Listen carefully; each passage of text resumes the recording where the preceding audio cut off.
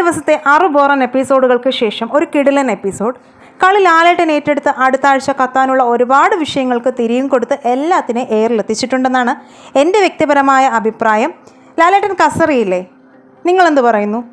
എന്തായാലും weekend episode കഴിഞ്ഞതോടെ social മീഡിയയിലെ സജീവ ചർച്ചാ വിഷയം ജാസ്മിനാണ്. ഒന്നിനു പുറകെ ഒന്നായി ജാസ്മിനെ വെട്ടിലാക്കിയ സംഭവങ്ങളും വെളിപ്പെടുത്തലുകളുമാണ് പുതിയ എപ്പിസോഡിൽ നമ്മളെല്ലാവരും കണ്ടത്. സിജോ പരുക്കുപറ്റി പുറത്തു പോയതിനെക്കുറിച്ച് ലാലേട്ടൻ ചോദിച്ചപ്പോൾ നൽകിയ മറുപടിയിൽ തന്നെ ജാസ്മിൻ ആദ്യം ഒന്ന് പതറി.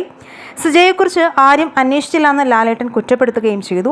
മറ്റുള്ളവർ ഇതിനെ ന്യായീകരിക്കാൻ ശ്രമിച്ചെങ്കിലും ജാസ്മിൻ തനിക്ക് തോന്നിയ കാര്യം തുറന്നു പറഞ്ഞു. റോക്കിയും സിജോയും പോയത് താൻ വലിയ കാര്യമായിട്ടൊന്നും എടുത്തിട്ടില്ല എന്നാണ് ജാസ്മിൻ പറഞ്ഞത്. പിന്നാലെ മുൻ എപ്പിസോഡിൽ ചായയിൽ ജാസ്മിൻ തുമ്മിപ്പോയ വിഷയവും ലാലേട്ടൻ എടുത്തിട്ടു. വീഡിയോ സഹിതം ഇക്കാര്യം കാണിച്ചതോടെ ജാസ്മിന് ഒന്നും പറയാനില്ലാതായി. ഒന്നിലേറെ തവണ മൈക്ക് മാറ്റിവെച്ച് ജാസ്മിൻ സംസാരിച്ചതും ബിഗ് ബോസ് സ്ക്രീനിൽ കാണിച്ചു.